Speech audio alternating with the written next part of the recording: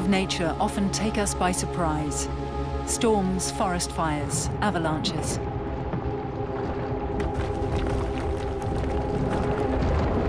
But do they really indicate that a climate disaster is imminent? These days, scientists are in little doubt that the Earth's atmosphere is heating up. Where they disagree is on the consequences that may have. But also, the number of climate skeptics is growing. Surveys show that 4 years ago, the majority of Germans were worried about climate change, while now, the majority believe climate researchers have exaggerated the threat. When you look at the statistics over millennia, maybe over millions of years even, tests show there have always been fluctuations in the climate, and we're in one of those fluctuations now. No, I'm not afraid. No, I'm not afraid. We'll just adapt. There's always been climate change, the Ice Age and all that. I'm not afraid. It's always been like this. And then think of last winter. Last winter was unusually cold in many parts of the Northern Hemisphere and deviated from scientists' predictions. In 2007, Rajendra Pachauri received the Nobel Peace Prize on behalf of the Intergovernmental Panel on Climate Change, or IPCC. But following the revelation of scientific errors in the IPCC's reporting on glaciers, along with questions about Pachauri's business dealings, many have begun to doubt the predictions of the scientific community.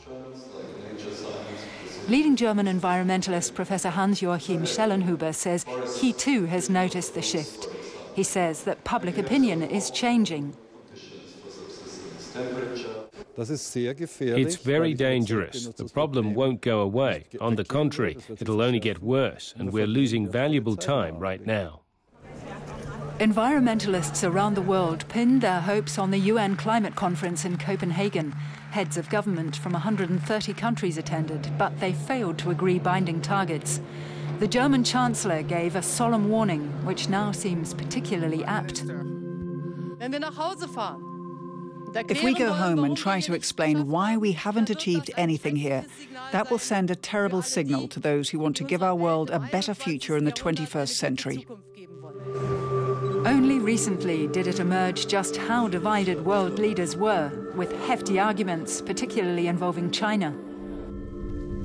German lawmaker Hermann Scheer has long argued that major international climate summits are of little help.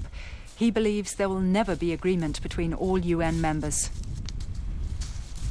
With such difference in opinion, consensus can only ever mean deceleration. But we need solutions fast. We can't wait forever.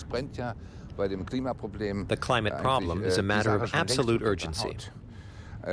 You have to decide whether you want speed or consensus. But we can only choose speed, so then you can't restrict everything to a consensus mechanism.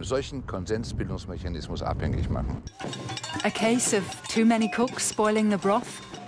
But the German government remains committed to climate diplomacy, even hosting another international conference last weekend at the luxury Petersburg Hotel near Bonn. Chancellor Merkel continues to uphold the political goal championed by the EU of restricting global warming to a maximum 2 degrees Celsius by the end of the century. Germany continues to call for binding agreements that stick to the 2 degrees Celsius restriction. But we still need to think about how we can achieve that. The next UN climate conference is due to be held in the Mexican seaside resort of Cancun at the end of this year. This time, most heads of government won't be attending, sending only their environment ministers instead. But despite the frustration, international conservation groups continue to support an international approach. There is a huge amount of distrust between the individual nations, and there's still a lot of work to be done to bridge the gap. But everyone realizes that there has to be a joint agreement. The recent diplomatic failures and scientific mistakes have caused many to reflect. Leading scientists say they plan to be more cautious with their predictions in future, and many politicians have begun thinking of other ways to combat climate change beyond international conferences.